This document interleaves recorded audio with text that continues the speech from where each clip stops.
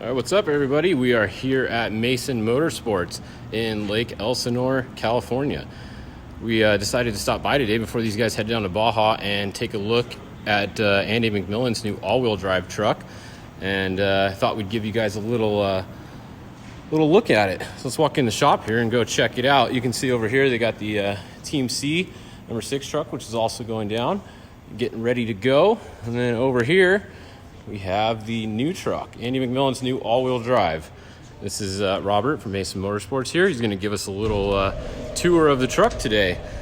Let's take a look at it before we take the panel off for you guys to see. A little walk around here. Got the new body on.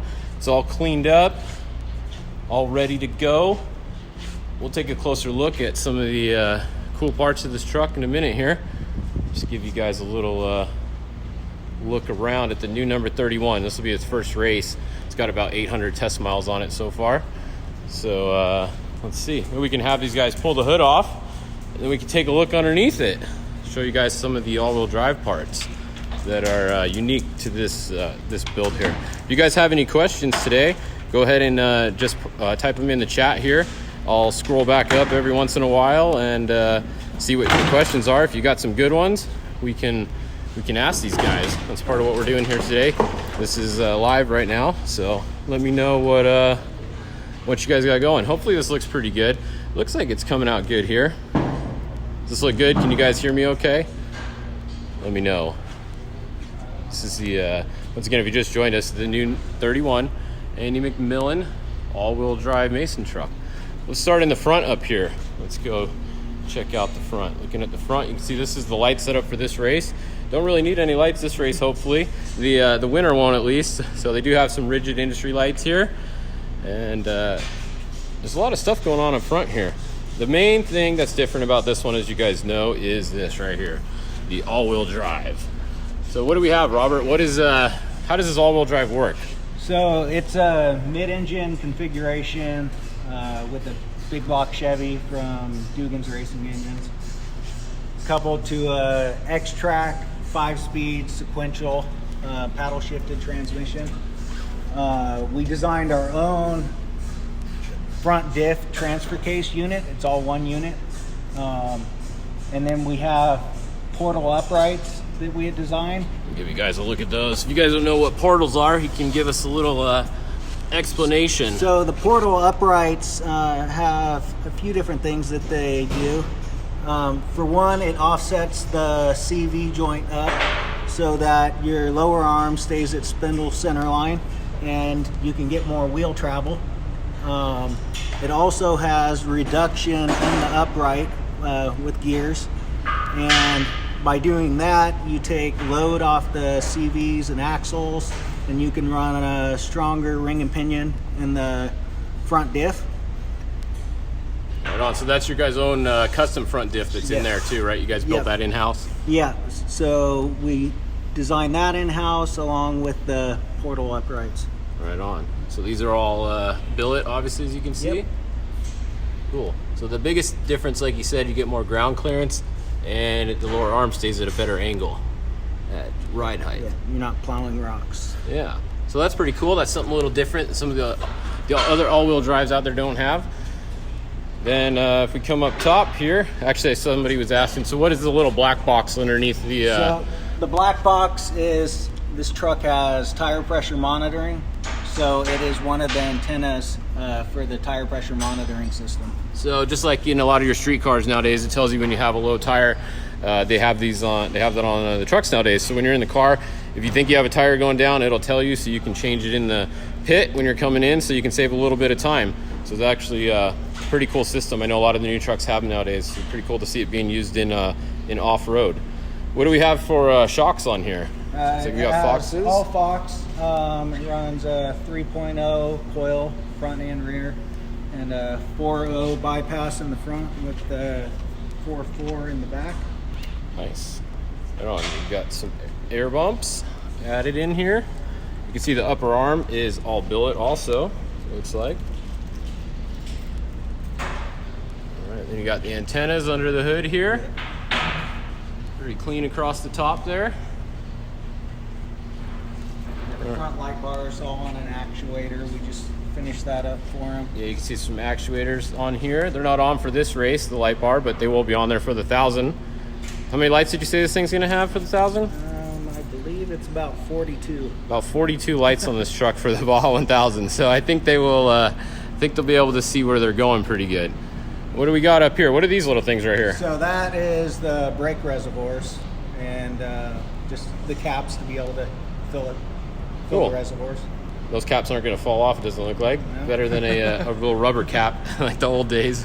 And then over there we have the dry sump tank, assume, for the oil. Yep, engine oil. Engine oil on that side. All right. And then in the center console, that's for the converter tank. It uses transmission fluid for the converter side of it, and then it has, for the gearbox, it uses normal gear oil. So they're two separate systems. Right on. Somebody's asking, how do you roll carbon fiber? As you guys can see, this is all real carbon fiber. You know how they roll that? There's a mold that's made, and then they lay it into the mold. There you go. So it's all molded out. You see it's all real carbon. The whole truck is carbon every panel, I believe, right? It has carbon roof panels, carbon skid plates, carbon Kevlar skid plates, all carbon paneling, carbon fuel cell can.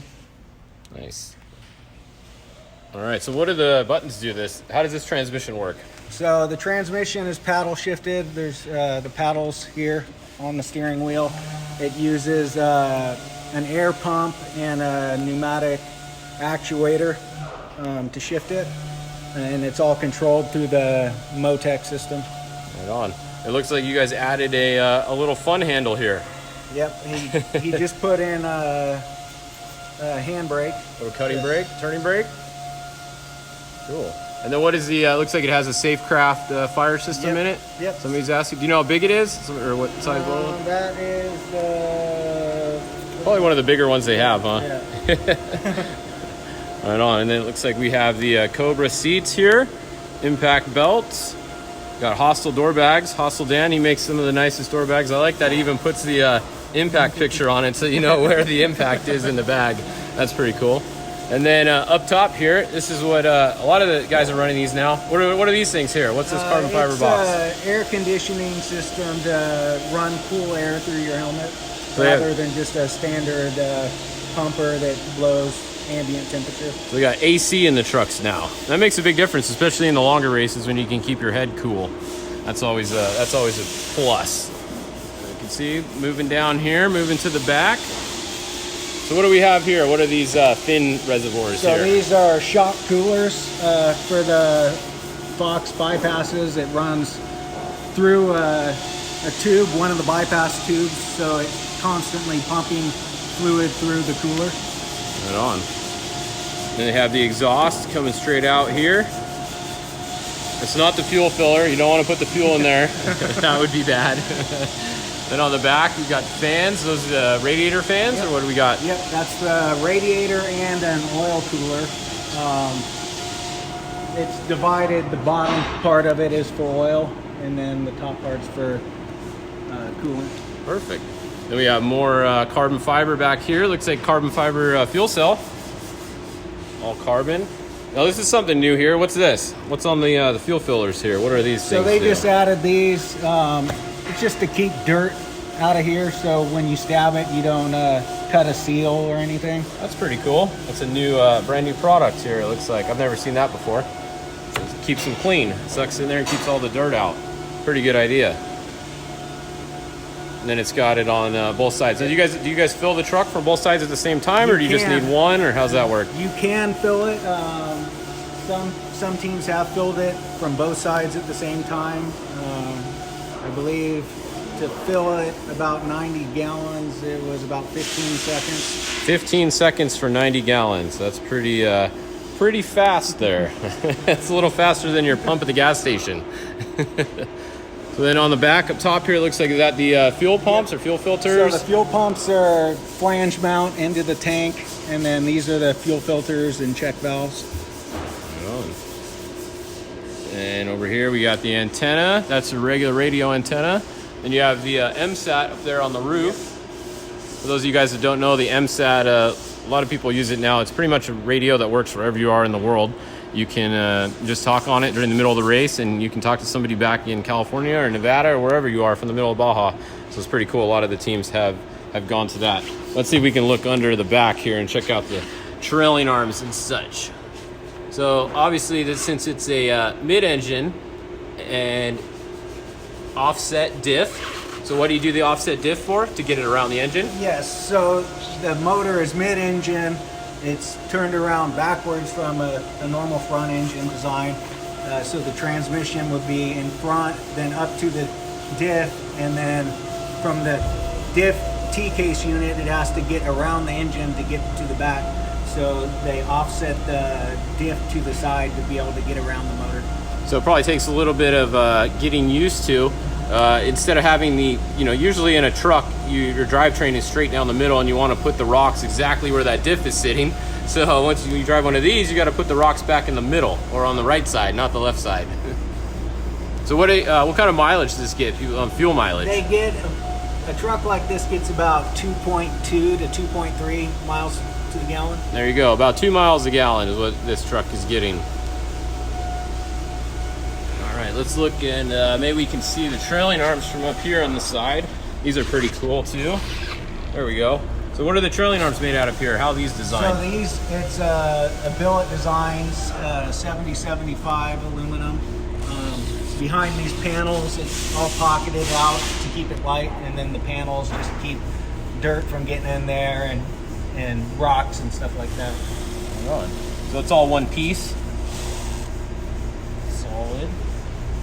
You can see there's more of the skid plates he was talking about. And what are these flaps for? Those flaps are to keep rocks from kicking off the front tires and roosting everything in the back. So it just saves the drive line kind of and stuff. Yeah. Cool. See those on some trucks. It sounds like a good idea. It helps save some stuff. You don't want to hit rocks. That's always a plus. Then over here on the passenger side, we got the same thing up on the roof, more AC. Another AC unit. Now these units are pretty pricey actually. That's why you don't see them in a lot of these trucks. What do these AC units cost? They go for about $8,000 a piece. $8,000 for an AC unit.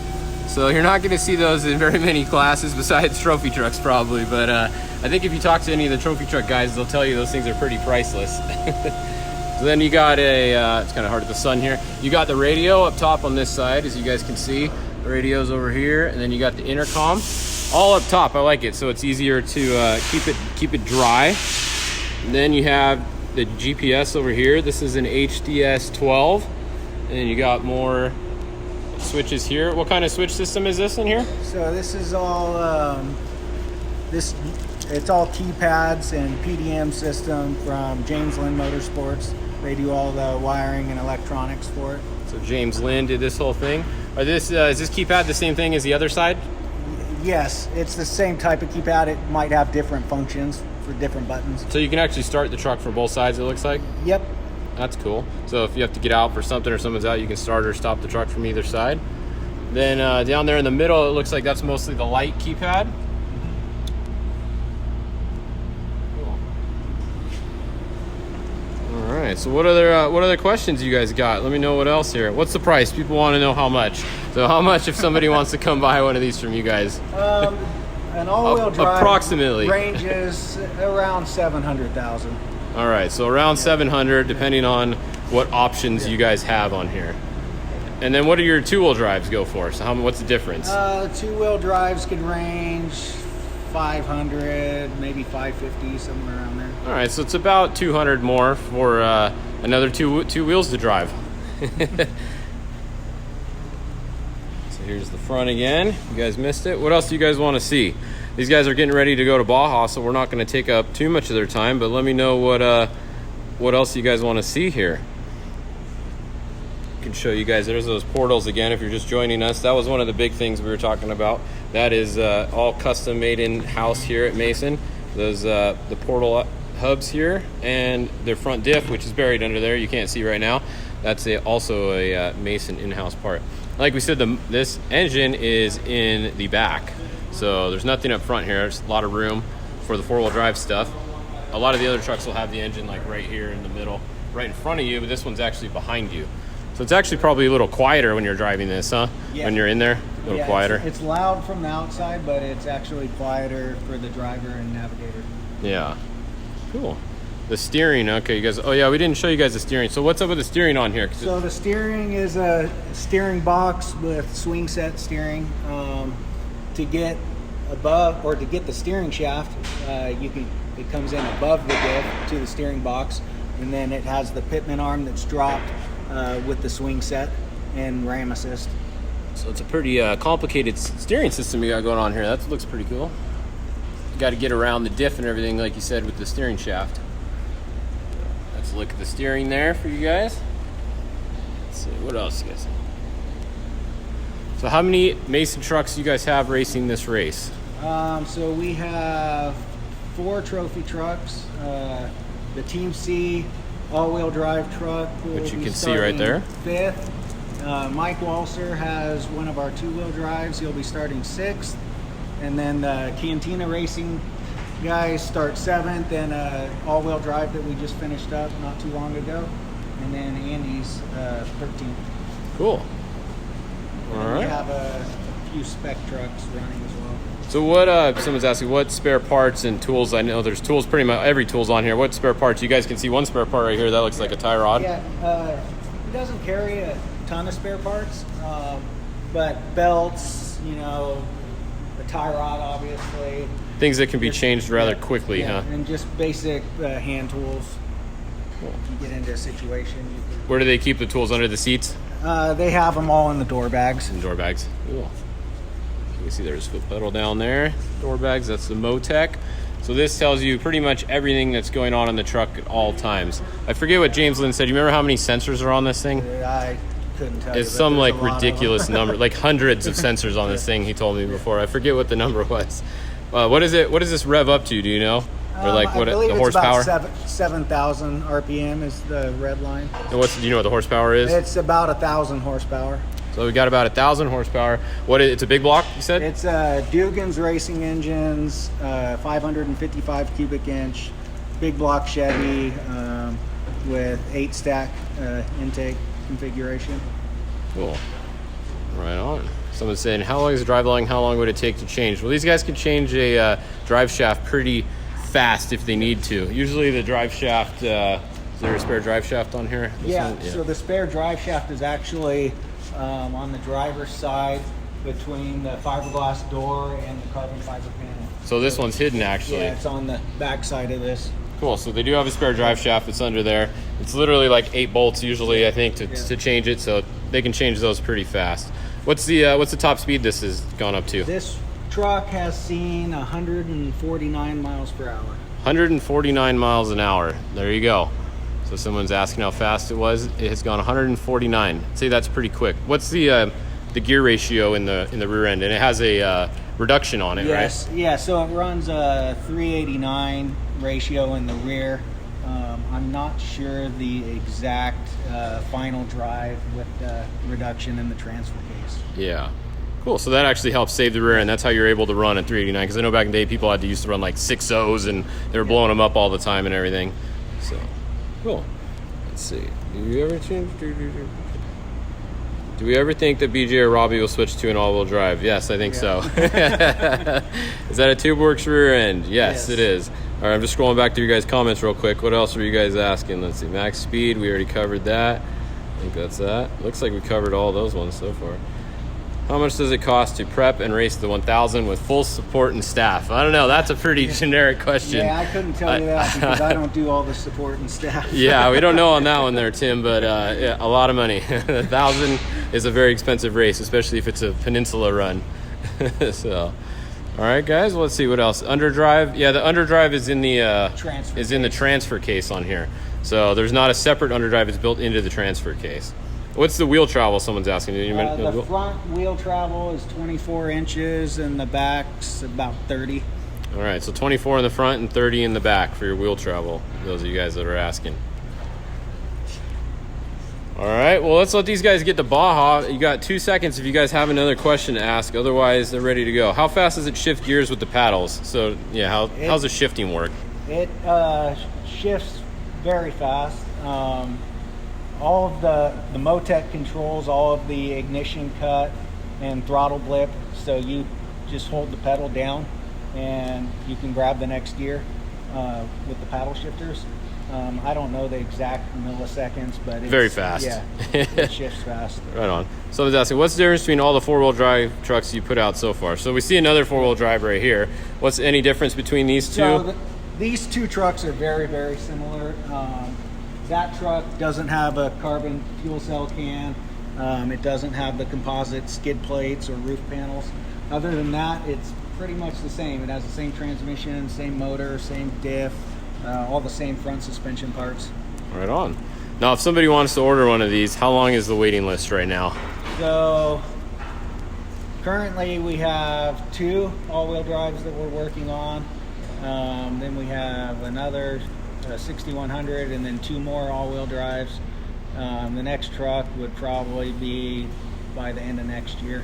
Right on. So right now they have 4 all-wheel drive TTs being built, and you're going to have to wait a year if you want to order one right now. So you guys should get in line. What happened to the 2-wheel drive truck? Yeah, Andy sold it, right? Yeah, Andy sold that. Actually, he had it sold before the Baja 500, but we had delivered this truck about 2 weeks before the 500, and he decided to race the 2-wheel drive with the limited testing that he was able to do in the 4-wheel drive. So he raced the 2-wheel drive one last time, and the new owner took it after prepping it after the 500. Right on. All right. Well, I think that pretty much sums it up. You guys can see this truck down in Baja this weekend. You can see this one. You can see the number 6. You can see all these trucks. So these guys are going to head down and get the trucks down there. If you're down there on Friday, come check out Contingency and come take a look up close for yourself. So big thanks to Mason for letting us stop by today. Mason Motorsports over here. Thanks, Robert, for giving us a little tour around the shop. And good luck this weekend down in Baja, guys.